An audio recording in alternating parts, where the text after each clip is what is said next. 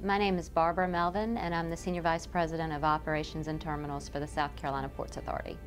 How do you feel about being the only woman to manage a port? So I'll be honest with you on that question, I don't even think about it. There are so many folks that are on our team in Operations and Terminals that include females that I don't think that the gender has ever been an issue for us. How has this helped you become more well-known in today's media? I do think that in this industry it probably is looked upon as a bit of an anomaly to have a female in this role, so I probably do get more phone calls and get asked more questions about operations, so that's probably given me a bit of an advantage to get our port out in the media and have us talked about more than some of the other ports. What is your favorite thing about your job? The favorite thing that gets me up and gets me going every day is the talented group of people that I'm honored to help lead. What does your job involve? So inside of Operations and Terminals, there's engineering, there's crane and equipment maintenance. We have a talented group of heavy equipment, repair and maintenance folks, and electricians who work on those pieces of equipment on a day-to-day basis. We have break bulk operations, which is everything that's not in a container, roll-on, roll-off operations, the cruise business, and then of course our largest business segment is containers. Information technology, so the brains of everything that we do with our computer systems is in Operations and Terminals, as well as port security. How long have you been working in this job and how did you get there? So I've been at the port for 19 years, but in this job soon in September of this year to be 2 years.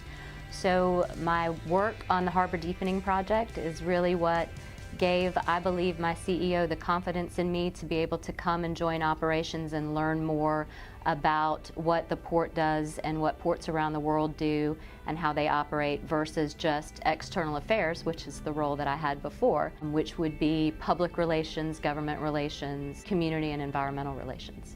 How time-consuming is your job? So our operations, our ship operations are 24/7. And so I have to be ready to accept that call at any time if a decision needs to be made or a teammate needs some help.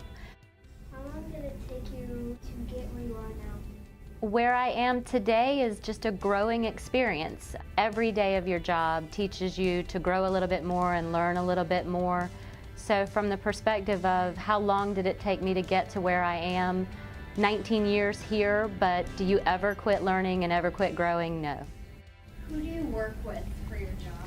Or the engineers, the operators, the crane and equipment maintenance folks, our computer experts. I work with them internally, our port police, but externally we have motor carriers, we have ocean carriers, we have cargo owners, so the Targets, the Walmarts of the world. So they're part of our constituency or the people that I work with on a daily basis. The international longshoremen are a very important part of what we do. Our stevedoring community is also a very important part, so it is a broad group of people.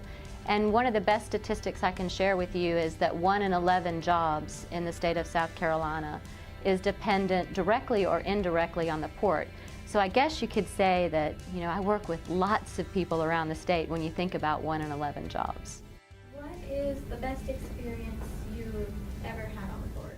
Just recently, in December of last year, when Congress passed the Water Resource Development Act and our Harbor Deepening Project was approved for congressional authorization.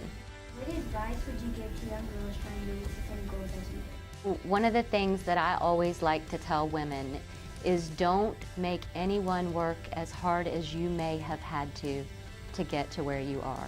Women sometimes can be our own worst enemy, and we should never do that. We should lift each other up just as you see men have done so successfully all of their careers.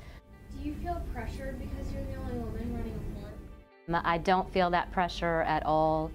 In all honesty, I wondered, because we are in a competitive environment, I wondered if taking this job might put our port at a competitive disadvantage because this is a male-dominated industry, and I found it to be the exact opposite. They cut me no slack, but they all have daughters, and they all want their daughters to succeed. What is the the most important thing you have to do to run your port? The most important thing that we do here is scheduling, whether that's people or berthing of the ships or the trucks coming in and out. All of that scheduling has to really be the best it can be. Why do you love this job? I really love the day-to-day challenges. No day is the same. I get to meet and talk and learn something different about one of our employees every day. I like to leave my footprints everywhere. I think that's what a good leader does, is they don't sit in their office. They walk around, they talk to people.